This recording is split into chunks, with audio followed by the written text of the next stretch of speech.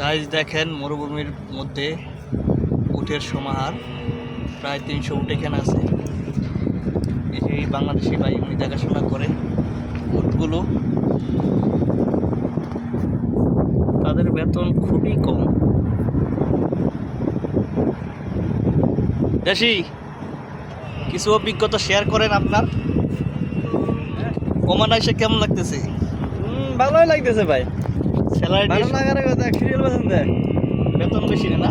বেতন বেশি না, পরিশ্রম বেশি হিসাবে বেতন বেশি না। তারপরে করতে হয় দেশের পরিস্থিতি হিসাবে আর কি। মানুষকে আসতে বলবেন এই কাজে? না এই কাজে কে আইবো, অন্য কাজে যাবে, এই কাজে যেন না আই কেউ। দালালে বলবে আসেন যে এসির মধ্যে হ্যাঁ, রাখবো না। দালালে বলবে, দালালে তো টাকা লাই বলে। এই এসি নাকি? দালালে তো টাকা লাই বলে, দালালে তো মানে হচ্ছে নিজের স্বার্থ লাই বলে। দালালের উদ্দেশ্যে কিছু বলার আছে? দালালের হচ্ছে আমার কিছু করার নাই, কারণ আমারও দালাল আনো না, আমার ভাই আনছে আমার।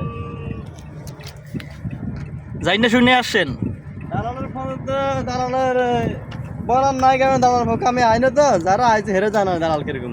যাই না শুনে আসছেন এই কাজে? যাই না শুনে আছি, নিজের বিষয় তো। আমার তো দেখেন গাড়ির মধ্যে আছি এখন, প্রায় 32 সেলসিয়াস চলতেছে। বাইরে কত? 35 অ্যারাউন্ড, 35 36। এই গরমের মধ্যে এই বলা যায় উঠের রাখাল, আমাদের দেশে যেমন বলে গরুর রাখাল। বেতন খুবই কম, 100 রিয়াল, বাংলাদেশে 30,000 টাকা। এরপর নিজের খরচ আছে। সবাই তো বিদেশ আসার জন্য পাগল হয়ে যায়। বাস্তব অভিজ্ঞতা থেকে আপনাদের দেখাচ্ছি যে অনেকে বলে যে এসির মধ্যে রাখবো, এই কাম দেবো, অমুক কাম দেবো, এই সেই এসি। দেখেন মরুভূমির এসি। হয়তো জীবিকার কারণে, জীবিকার তাগিদে তিনি করতেছে, অনেক কষ্ট করে না, এতগুলো টাকা খরচ করে আসছে। দেশি কত টাকা খরচ করছেন?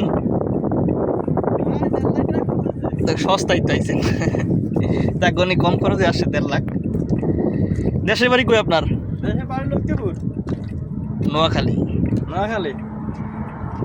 তে গাড়ির ভিতরে আমি যেই রোদ, মানে আমার কাছে অনেক গরম লাগতেছে, আপনি বাইরে কিভাবে কাজ করতেছেন? কি করবো ভাই, এটা কর্ম করতে হবে এখন। 100 রিয়াল বেতন পাইলে আবার ধরেন নিজের খরচ আছে, সব মিলে হ্যাঁ আছে, তার ধরেন না আমার নিজের খরচ 20 রিয়াল আছে।